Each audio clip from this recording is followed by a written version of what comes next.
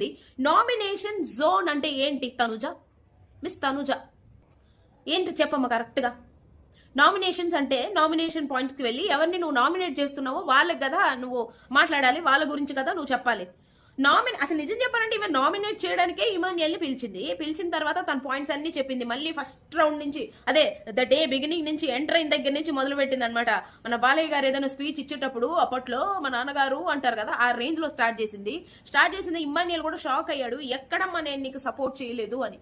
మనం చూసే వాళ్ళకే అర్థమవుతుంది. బిగ్ బాస్ నుంచి, మా టీవీ నుంచి ప్రతి ఒక్కరు లోపల ఉన్నోళ్ళు బయట ఉన్నోళ్ళు తనుజ చెప్పమే చేస్తున్నారు చాలా వరకు. ఇలా నాలా కొంతమంది ఇట్లా నిజాలు చెప్పడం వల్ల బయట జనాల్లో టార్గెట్ అయిపోతున్నాము, లేదంటే రాంగ్ గా పోర్ట్రే చేస్తున్నాము అయిపోతుంది. కనపడట్లేదా కళ్ళకి? కళ్ళేమన్నా కాకులు ఇతికెళ్ళినాయా?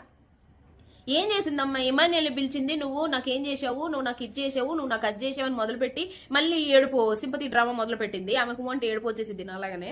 ఆ తర్వాత ఇమాన్యుయల్ ఎక్స్ప్లెనేషన్ ఇస్తూ, అమ్మా లోపలికి వచ్చే ముందు 1 నెల ముందే నువ్వు నాకు తెలుసు అంటే వీళ్ళిద్దరూ ఏమంటారు జాతి రత్నాలు అనే ఒక ఫుడ్, అదే కుక్ విత్ జాతి రత్నాలు అనే దాంట్లో వర్క్ చేశారు.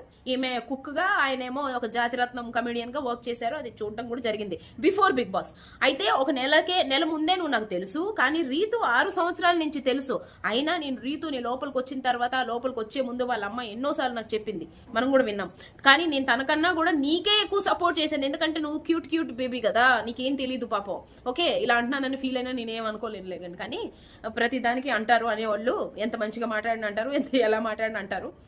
సో ఈమె కూడా లోపలికి వస్తున్నా నాకు భయం వేస్తుంది అంటే, నేను ఉన్నాను కదా అని అంటే, నీ ధైర్యంతో నేను వచ్చాను అన్న తనుజ ఈ రోజు ఆయననే నామినేట్ చేసేంత ధైర్యవంతురాలు అయిపోయింది. అంటే పిల్లి కాస్త పులైపోయిందంట. అంటే ఇంతకు ముందు ఆమెకి మాటలు కూడా రావు పాపం, అసలు ఏమీ తెలియదు. రివ్యూ అన్నాక కరెక్ట్ గా చెప్పాలనుకుంటాము, చెప్తాం, అంతేగాని ఎవరినో టార్గెట్ చేయాలని ఇదిగో ఇలా కెలుక్కుంటేనే మాటలన్నీ బయటకు వస్తూ ఉంటాయి. సో ఏమి తెలియదు అన్నందుకు ఇమాన్యుయల్ వచ్చాడు, సపోర్ట్ చేశాడు. చాలా విషయాలు మనం స్టార్టింగ్ డే 1 నుంచి కూడా ఇమాన్యుయల్ తనుజాని సపోర్ట్ చేసినట్టే నాకు మాత్రం కనిపించింది. మరి అంత గుడ్డి కళ్ళు అంటే సరిగ్గా కనపడకపోయినా ఈ చూడటం మాత్రం నాకు ఇదే కనిపించింది. మీకు కూడా ఇలానే అనిపిస్తే దయచేసి కమెంట్ చేయండి.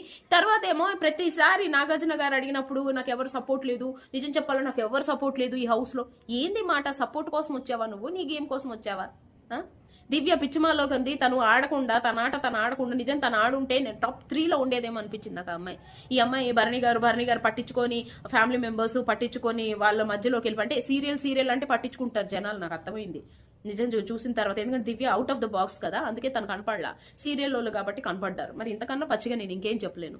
ఆ పిల్ల ఎంత కన్సర్న్ చూపిస్తే, ఎంత కేరింగ్ చూపిస్తే ఆ పిల్లనేమో పక్కకి నెట్టేశారు, పట్టించుకోలేదు. జనాలు కూడా తన్ని ఒక రాంగ్ పర్సన్ గా అంటే పోర్ట్రే చేసేసారు. ఇప్పుడు ఆమె బయటకు వెళ్ళినంత